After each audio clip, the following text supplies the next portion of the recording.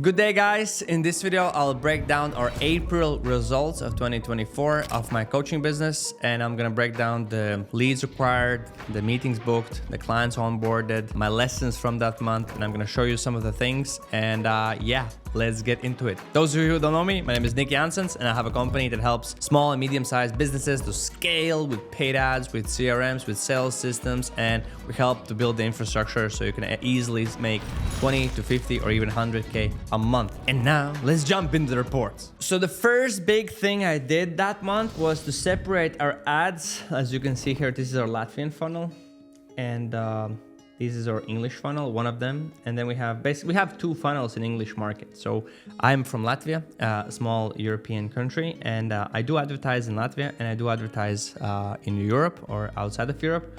And I kind of break them down into two separate markets. I kind of also made sure I know my KPIs. So I put like KPIs for my cost per call booked, as you can see here. So my goal for Latvian market was 60 euros for that. And I put cost per call happen in my market was 80. So you can see I got into it because in Latvian market, I spent 5,000. We got like 64 meetings that were done. And we just onboarded 6 clients, which is very bad. Like the closing rate was 9.3%, which is like terrible, right? Terrible. We got back 15.6K, and this is money without VAT. So we don't track VAT because VAT is something that European countries need to pay. So we don't do that. For our English market, for the authority funnel, not so great results, 200% return on investment. But our group funnel, we use also a free group as a lead magnet. And for this was a little bit better. So we spent 8,000, we got around 1,000 leads. We booked around 90 calls, 57 happened, and we got 10 clients, and we made back 27.3K from ads. So this is a new thing I did for marketing. So I'm gonna talk about the lessons. So the biggest lesson here is divide each funnel with separate tracking data so it's easily seeable, visible, and stuff like that. The next thing which we are trying to improve, as you can see for the group funnel, we know our click-through rate is around 30 to 50%. And we were like, oh my God, that's very bad.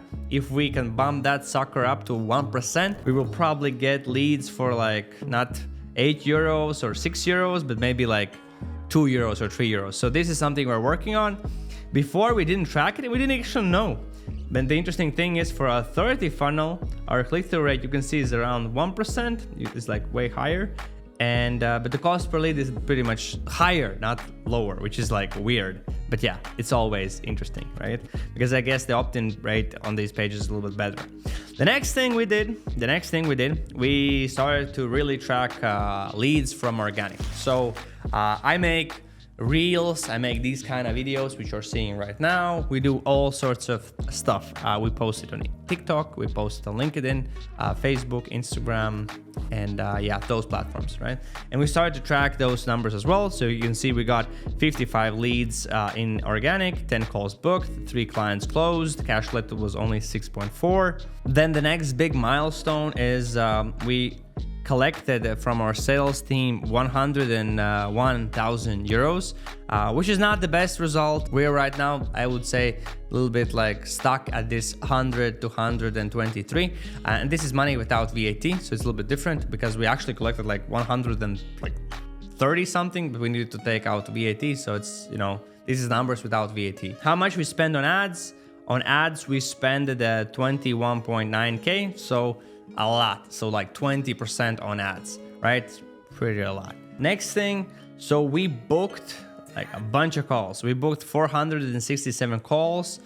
We did approximately, I think, 215 or 220 calls, and we enrolled 37 clients. So our closing rate was around 17%. Around 60% of the money was generated in our English market, not the Latvian market, but around 30 to 40% was generated in the Latvian market. Some lessons, right? Some lessons. What are the lessons? First cool thing we did. So whenever our clients start working with us, we have like our first call, which is like the onboarding call and the offer creation call. Our offers are elite offers, we call them. The thing we added was a presentation to basically reframe a more about our cooperation, how we work. And then we added like this slide, which I think is really cool, so that whenever we're kind of communicating with our clients, we're also showing the skills that are necessary. And we're also talking a little bit about how we're gonna be able to help our clients to come up with these skills, to develop these skills, which is very important, right? Because we're also helping our clients to create the ads, launch the campaigns, build an offer for them. But it's also like a lot of stuff you need to also do as a business owner to scale your company. Like any one service provider is not gonna be probably the only key to achieving results. It's probably gonna take a lot of effort, but good information, the right type of information, of course, is crucial. But at the end of the day, it's like your action, your dedication, your ability to change, adapt. Because this is what I learned. It's like a side note. So I was also like, getting coaching from a lot of guys making 1 million to 4 million a month. And of course, I'm not making those numbers. I'm making the numbers you already saw. But I got this realization from actually breath work. So I was going to breath work sessions.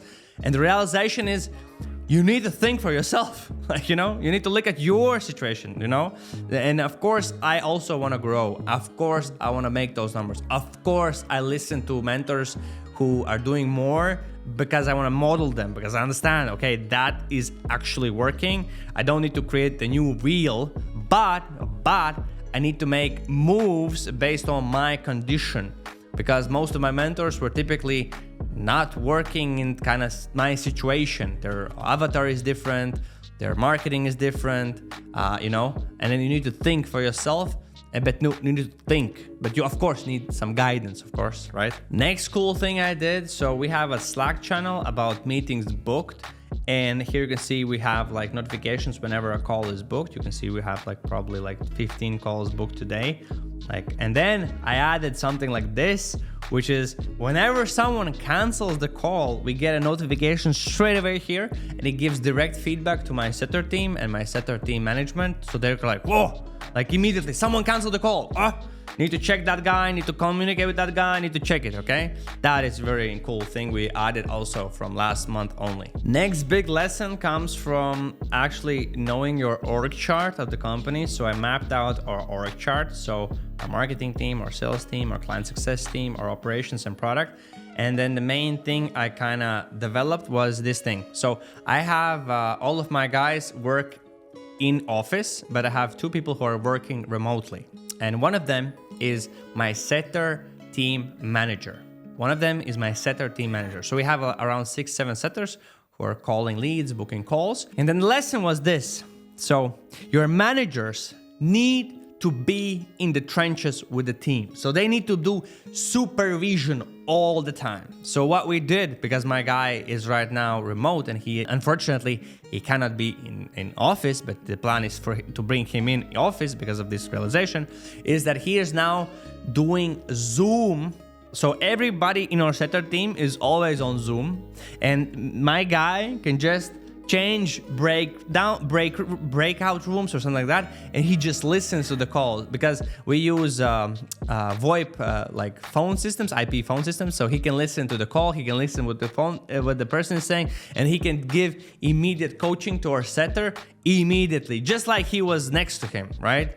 This is how a small workaround, because the idea is, if you have a manager, the manager needs to be with the people he's managing, and he needs to show an example of how to do the job. He needs to be there. He needs to encourage people. He needs to coach immediately. That's a realization, because we had this remote thing, and I don't think that's not working. So you need to have it in person, okay? Now I'm gonna show you a cool marketing hack we kind of did, which is, I love it, and it's something new. Maybe we have never seen it. So whenever people sign up, they see this our VSL, right? The video sales letter. This is the video you're seeing right now, right? And then there's the call, book a call, the standard everything, right? And testimonials, blah, blah, blah. And now we have exit intent like this one. Let's check this out. So We made a GIF that looks like this, which is like an exit intent. And the cool thing is, a lot more people book calls. Like a lot more people book calls. We're adding this, as you can see here. It's like, I love it. This is a nice marketing trick or a tactic we're using, which is working really good right now. And I hope this also is cool information for you. And the last big news, I finally have a project management tool, which I like to use. It's a phone app as well. It's called Asana, and how I have structured it for myself. So in the left side, there's like all of the teams I have, which I need to kind of oversee or manage. And then basically I have my big projects, which I'm working on probably 1 to 6 months to complete it. And then I have my high leverage actions in business that I can do that's gonna make a big impact that's like noticeable. And as well, like making YouTube videos that I consider as a high leverage activity to produce long-term results.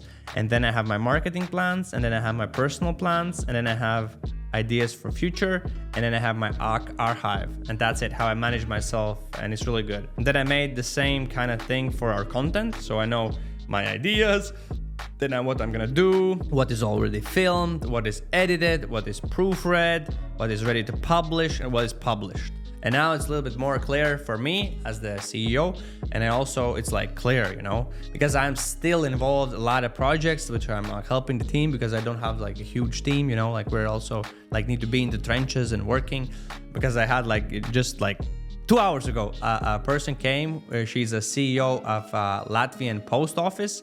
They're making like 100 to 120 million a year. And she just has meetings, because she's the CEO. There's no need for her to have any projects.